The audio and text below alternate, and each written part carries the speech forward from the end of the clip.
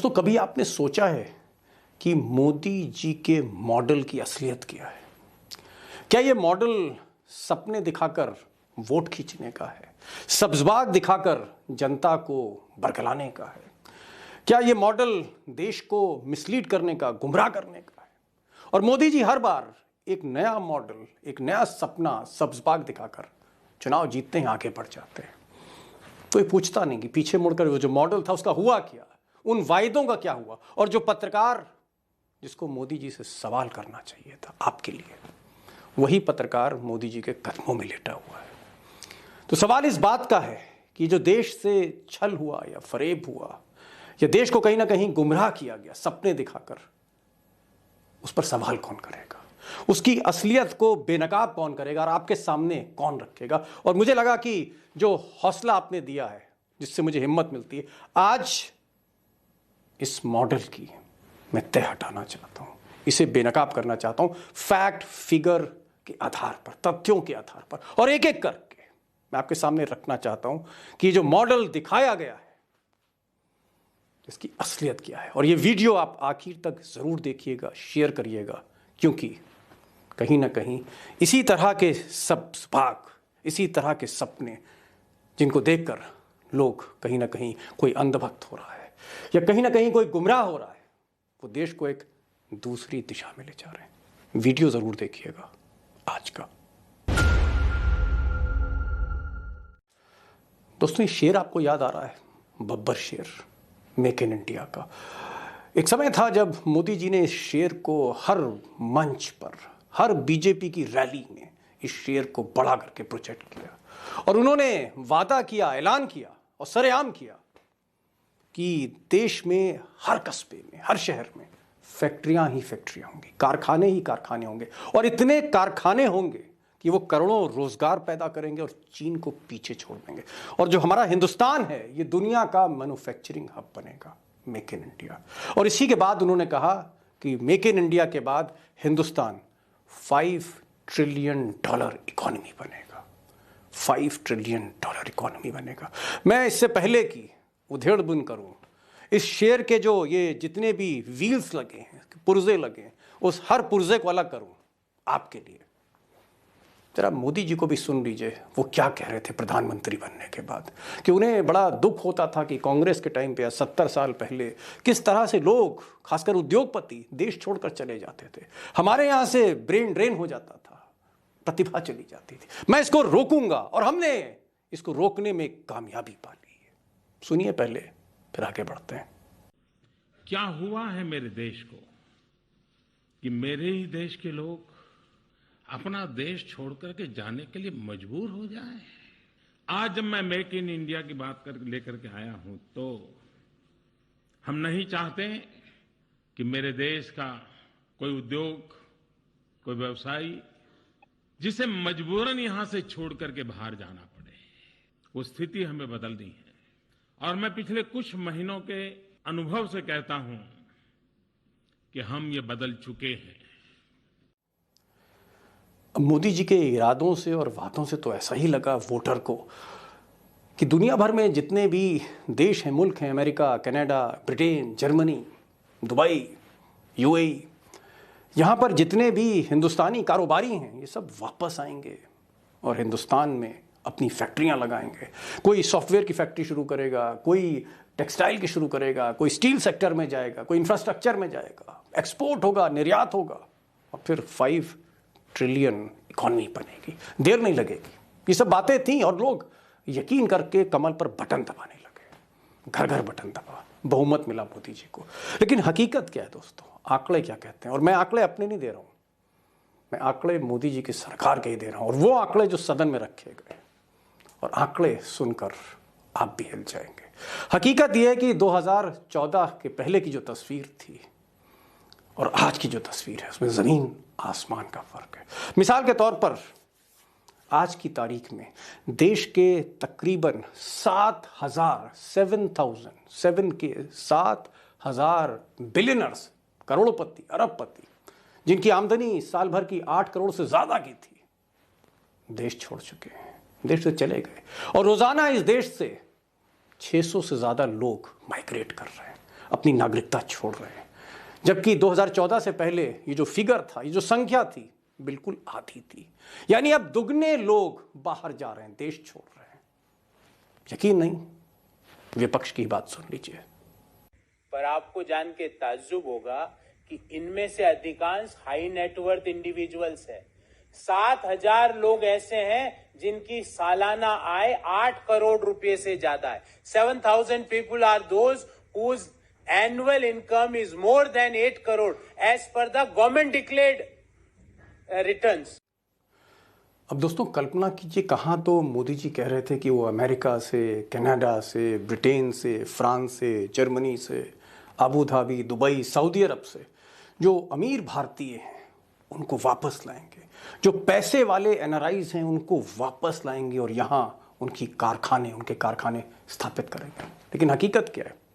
हकीकत यह है कि आज की तारीख में 7,000, मोर देन 7,000, 7,000 से ज़्यादा इस देश के जो अमीर नागरिक हैं, जो बिजनेसमैन हैं, जो व्यापारी हैं, जिनकी आमदनी साल भर में 8 करोड़ से ज़्यादा है, 20 करोड़ है, 100 करोड़ है, इस तरह के जो करोड़पति हैं 7,000 से ज़्यादा, वो हर साल देश से छोड़कर विदेश जा रहे हैं और वहाँ की नागरिकता ले रहे हैं, देश की नागरिकता छोड़ रहे हैं, वो अपना व्यापार लेके जा रहे हैं। और सोचिए ये अर्थव्यवस्था को कितना बड़ा नुकसान है। मैं आऊँगा, मैं कारण पर आऊँगा, लेकिन पहले आप ये देखिए इस ग्राफिक्स में कि हमको, आपको, देश को, मुल्क को कितना नुकसान हो रहा है इनसे, आर्थिक नुकसान हो रहा है। और एक ऐसे समय में जब देश में बेरोजगारी है, महंगाई है, गरीबी है, और गरीबी भी रिकॉर्ड गरीबी है, उस वक्त ये छोड़कर जा रहे हैं।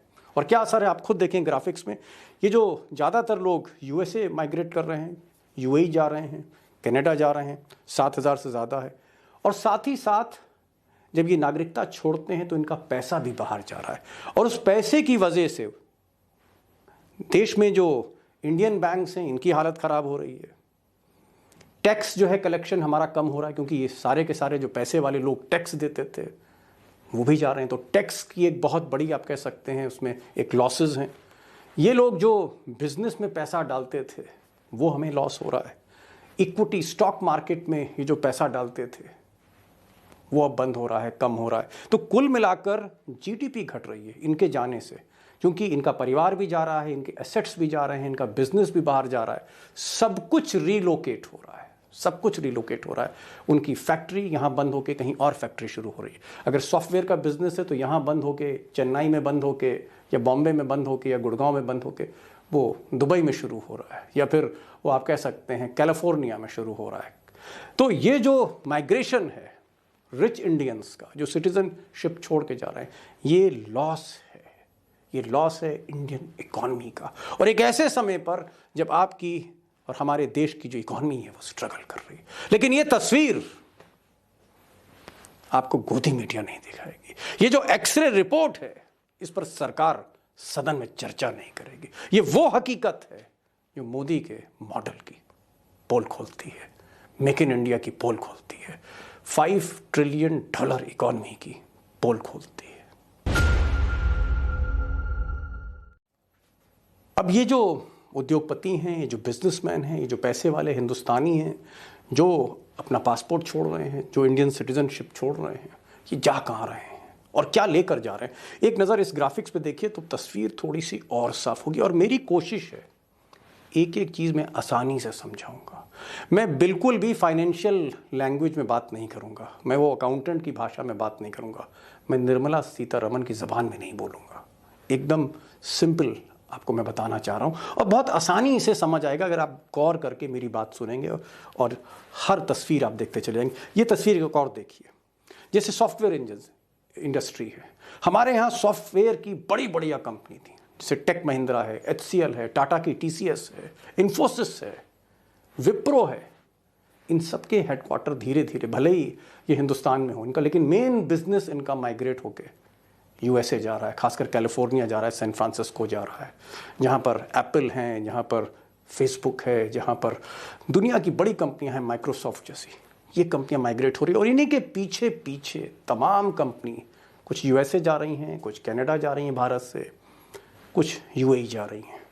इसी तरह से जो हिंदुस्तान का जो टेक्सटाइल बिजनेस है, जिसमें हम दुनिया में कभी लीड करते थे, आपको जान के हैरत होगी कि ये टेक्सटाइल बांग्लादेश शिफ्ट कर रहा है, वियतनाम शिफ्ट कर रहा है, और कई मामलों में टेक्सटाइल में, कपड़ा उद्योग में, जी हाँ, बांग्लादेश ने हमें पीछे छोड़ा है कई पैरामीटर्स पर। हैरत होगी आपको जान के। फाइनेंशियल, ऐसा कोई बड़ा बिजनेसमैन नहीं आज हिंदुस्तान में आपके शहर में जिसका ऑफिस या तो दुबई है या सिंगापुर है। क्यों है ऐसा, ये भी मैं आऊँगा। लेकिन बहुत से जो फाइनेंशियल कंसल्टेंट्स हैं, फाइनेंस से रिलेटेड जो कंपनी हैं, जो कारोबार करते हैं, या तो दुबई में बैठ गए हैं जाके, या सिंगापुर में बैठ गए हैं, या कुछ लोग लंदन में हैं। माइनिंग भी एक बड़ी इंडस्ट्री थी, और तमाम बड़े बड़े कॉन्ट्रैक्टर से ये अफ्रीका शिफ्ट हो रहे हैं। कोई कॉन्गो में है, कोई ज़ैम्बिया में है, कोई साउथ अफ्रीका में है। स्टील एक बड़ा सेक्टर था, और ये भी आपको जान के हैरत होगी कि अफ्रीका शिफ्ट हो रहा है। और यहाँ से कई जैन्स, वैश्य कम्युनिटी के जो, या मारवाड़ी कह लीजिए या गुजराती कह लीजिए, जो डोमिनेट करते थे इस इंडस्ट्री को, अफ्रीका में जा रहे हैं। फार्मा, दवा बनाने में हम वैसे ही दुनिया में चीन के बाद नंबर 2 देश हैं, और इसमें बहुत सी कंपनियां अफ्रीका में चली गई। तो ये जो माइग्रेशन है, ये चौतरफा माइग्रेशन है, 360 डिग्री माइग्रेशन है। और मोदी जी कह रहे हैं कि नहीं साहब, ये तो उद्योग हम वापस लेके आ रहे हैं। दरअसल हो उल्टा रहा है, या यूं कहें कि जो एक्सरे रिपोर्ट है वो हम उल्टी देख रहे हैं, है कुछ और, दिखाया कुछ और जा रहा है।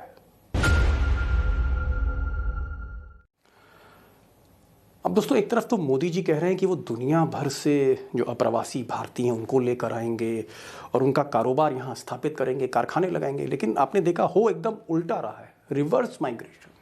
जिनको लाना है उनको तो ला नहीं पाए, और जिनको यहाँ रोकना था वो चले गए और जा रहे हैं, और बड़ी संख्या में जा रहे हैं। ऐसा क्यों हो रहा है? क्यों हमारे बिजनेसमैन, क्यों जो पैसे वाले हिंदुस्तानी हैं, जो अपना कारोबार यहाँ करके बहुतों को रोज़गार दे सकते थे, इकॉनमी में कहीं ना कहीं कंट्रीब्यूशन दे सकते थे अपना, वो क्यों जा रहे हैं? और ये क्रम, ये जो आप कह सकते हैं जो माइग्रेशन है, इसमें तेज़ी मोदी जी की सरकार के दौरान क्यों आई, इसको समझने की ज़रूरत है। मैंने कोशिश करी, कई बिजनेसमैन इस तरह के जो हैं, जिनके मंझोले धंधे हैं, मीडियम स्केल में काम करते हैं, स्मॉल स्केल में काम करते हैं, स्टार्टअप्स हैं जिनके, या जिन्होंने अपनी इंडस्ट्री रीलोकेट कर ली, उनसे बात करी, लेकिन वो कैमरे पर नहीं आना चाहते थे। लेकिन उनका जो जिस्ट है, उनका जो क्रक्स है, मैं कुछ पॉइंट्स आपके साथ शेयर कर रहा हूँ। नंबर 1 चीज़ उन्होंने कहा कि साहब, मोदी जी भले कुछ कहें, ईज़ ऑफ बिजनेस की बात करें, हकीकत ये कि आज भी इनकम टैक्स परेशान करता है, चाहे इंस्पेक्टर हो, चाहे असिस्टेंट कमिश्नर हो, परेशानी होती है। कभी कभी ईडी पीछे लग जाती है अगर ज़रा सा कोई ट्रांजैक्शन कहीं कुछ गड़बड़ हो, और भी सरकारी एजेंसियां जो हैं वो उनको परेशान करती हैं। और दूसरा, हमारे देश का टैक्स जो स्ट्रक्चर है बहुत ज़्यादा है, जीएसटी ने और भी परेशानी करी। तो पहला जो पॉइंट है वो टैक्स ज़्यादा देना और बुरा बर्ताव, सम्मान नहीं, ऐसा वो कहते हैं। दूसरा बड़ा कारण कि बैंक उनको उनकी शर्तों पर या सही शर्तों पर लोन नहीं देते। जिस तरह से अडानी को या मानी को, इनको जिस तरह से लोन दिया जाता है, या अडानी के आगे जिस तरह से बैंक पीछे जाते हैं, सरकारी हो या गैर सरकारी, उस तरह से बैंक इस तरह के जो उद्योगपति हैं, जो छोटे उद्योगपति हैं, उनके साथ वो पेश नहीं आते। तो एक कारण ये भी है कि बैंक मदद नहीं करते। तीसरा, उनका कहना है कि यहाँ पर जो ट्रांसपोर्ट है, जो फ्रेट है, महंगा है बनस्पत विदेश के। और मोदी जी के आने के बाद इसमें कोई भी रिलीफ नहीं मिला, कोई रियायत नहीं मिली, कोई भी राहत नहीं मिली। कहा बहुत कुछ मोदी जी ने, किया कुछ नहीं। फिर इंफ्रास्ट्रक्चर की बात है, भले गडकरी की कुछ हाईवेज शोकेस किए जाएं, लेकिन हमारे यहाँ सड़क, बिजली, पानी, जो बहुत आप कह सकते हैं कोर इंफ्रास्ट्रक्चर है इंडस्ट्रीज़ के लिए, जस का तस है और महंगा भी है। एक और बड़ा कारण राजनीतिक माहौल, पॉलिटिकल जो एनवायरनमेंट है, हिंदू मुस्लिम, ये तू मैं, जुलूस और फलाना, ये सब जो होता है, और उससे जो लॉ एंड ऑर्डर की जो सिचुएशन है वो ख़राब होती है, या कहीं ना कहीं व्यापार में वो पीस ऑफ माइंड नहीं मिलता, वो भी एक कारण है। और कुछ लोग ये भी कहते हैं, उन्होंने कहा कि साहब एक डिक्टेटोरियल रिजीम है, जैसे कोई तानाशाह हो, अगर कहीं मोदी जी के बारे में हम उल्टा कहते हैं, या हमारा थोड़ा सा कांग्रेस की तरफ झुकाव हो, या समाजवादी पार्टी की तरफ झुकाव हो, या आरजेडी की तरफ झुकाव हो, अगर हमारे रीजनल पार्टीज़ की तरफ थोड़ा सा भी झुकाव है और पता लग गया सेंट्रल एजेंसीज़ को, तो समझ लीजिए बिजनेस चौपट होने जा रहा है। तो ये भी एक लोगों का कारण है। छठा ये है कि प्रदूषण है, पॉल्यूशन है, एयर क्वालिटी इंडेक्स है, पैसा आपके पास है, सब कुछ है, लेकिन जो स्टैंडर्ड है ऑफ लिविंग या जो इंफ्रास्ट्रक्चर है वो रास नहीं आता, बच्चों की पढ़ाई लिखाई। इसलिए कुल मिलाकर माहौल कुछ ऐसा है कि लोग माइग्रेट कर रहे हैं, और ये आंकड़े मेरे नहीं हैं, सरकार के हैं।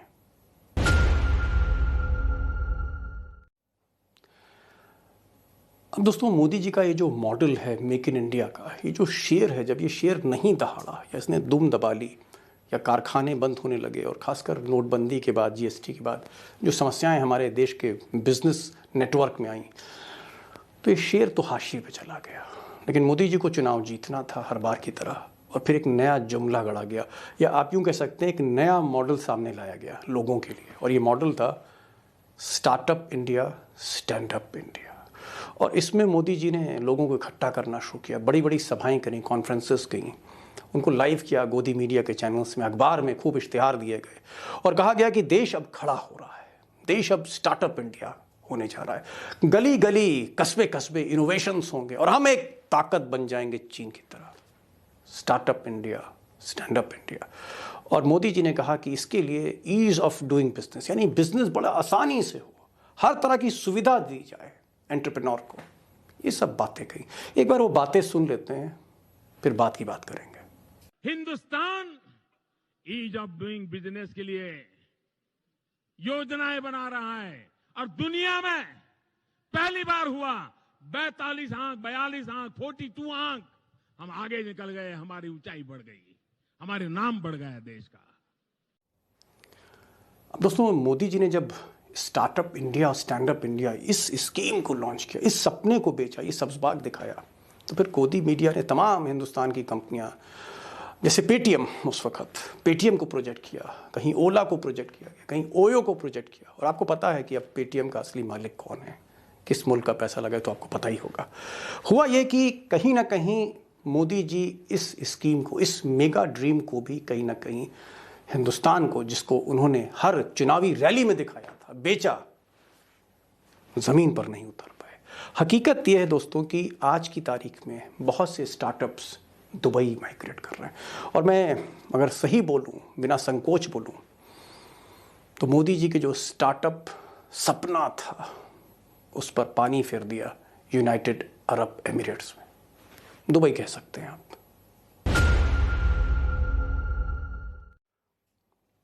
सच्चाई ये है कि आज की तारीख में हिंदुस्तान की जो सॉफ्टवेयर पावर है, या सॉफ्टवेयर इंडस्ट्री, छोटी छोटी नई नई दुबई में सेटल हो रही हैं। टेक कंपनीज वहाँ पर जा रही हैं, बहुत सी म्यूज़िक इंडस्ट्री से, फिल्म इंडस्ट्री से, बहुत सी इस तरह की कंपनियाँ जो फिनेंस से रिलेटेड हैं, छोटी छोटी कंपनियाँ, बॉम्बे की हों या बेंगलोर की हों या गुड़गांव की हों या नोएडा की हों या दिल्ली की हों, धीरे धीरे माइग्रेट कर रही हैं। और उसके पीछे दुबई का एक बड़ा खेल, गोल्डन वीज़ा। अब ये गोल्डन वीज़ा क्या है, इसको आप समझ लीजिए। गोल्डन वीज़ा दरअसल एक ऐसी स्कीम लॉन्च करी दुबई के बादशाह ने, वहाँ की हुकूमत ने, अमीरात की, जिसने हिंदुस्तानियों को खींचा, और सरकार रोक नहीं पाई, क्योंकि मोदी जी तो दूसरे राज्यों में चुनाव जीतने में लगे थे, वो पीछे मुड़कर देखते ही कहाँ हैं, और ना ही गोदी मीडिया उनसे सवाल पूछती है। तो इस बीच दुबई ने एक स्कीम लॉन्च करी, गोल्डन वीज़ा। और इस गोल्डन वीज़ा में दुबई की अथॉरिटीज़ ने कहा, एमिरेट्स की अथॉरिटीज़ ने कहा कि कोई भी आदमी हिंदुस्तान का और कहीं का अगर वो हमारे यहाँ व्यापार करना चाहे, तो अब उसको किसी कफील की ज़रूरत नहीं, अब किसी स्पॉन्सर की ज़रूरत नहीं है उसको, अब किसी शेख को नहीं पकड़ना, सीधे आप आइए। अगर 2 करोड़ रुपए का भी सालाना कारोबार है, तो आप आइए, हमारे मुल्क में आइए, हम आपको सब कुछ देंगे, और सब कुछ नहीं, 10 साल का वीज़ा भी दे देंगे, जितनी बार आना है, जितनी बार जाना है, जो खरीदो, सारी 100% ओनरशिप आपकी, कोई इनकम टैक्स नहीं। यहाँ तो इनकम टैक्स अगर 15 लाख के स्कैप से ज़्यादा है तो लोगों की जेब कटने लगती, नो इनकम टैक्स। और बाकी जो बिजनेस है उस पर भी बहुत ही, आप कह सकते हैं, फॉर्मल टैक्स आप कह लीजिए। और इसके अलावा जो सालाना कारोबार है, उसकी जो आप कह सकते हैं, उसका जो पैरामीटर था, बहुत कम कर दिया। सिर्फ 2 करोड़ का अगर आपका सालाना कारोबार है, तो आप गोल्डन वीज़ा के हकदार हो सकते हैं, और आप अपने परिवार को भी ला सकते हैं, और उनको, बच्चों को भी ला सकते हैं। और यही नहीं, हर तरह के बेहतर संसाधन जो शेख को मिलते हैं, वही गोल्डन वीज़ा वाले को मिलेंगे। और धीरे धीरे अंदर ही अंदर, भीतर ही भीतर एक बहुत बड़ा माइग्रेशन हमने स्टार्टअप में देखा, और ये भी एक तरह का भारत में इकोनॉमिक लॉस था। और मोदी जी कहीं ना कहीं startup India, stand up India में भी डगमगा गए। अब दोस्तों आप सोच रहे होंगे कि भाई बुनियादी दिक्कतें आखिर हैं क्या, इस सब्ज़बाग के पीछे का खेल क्या है।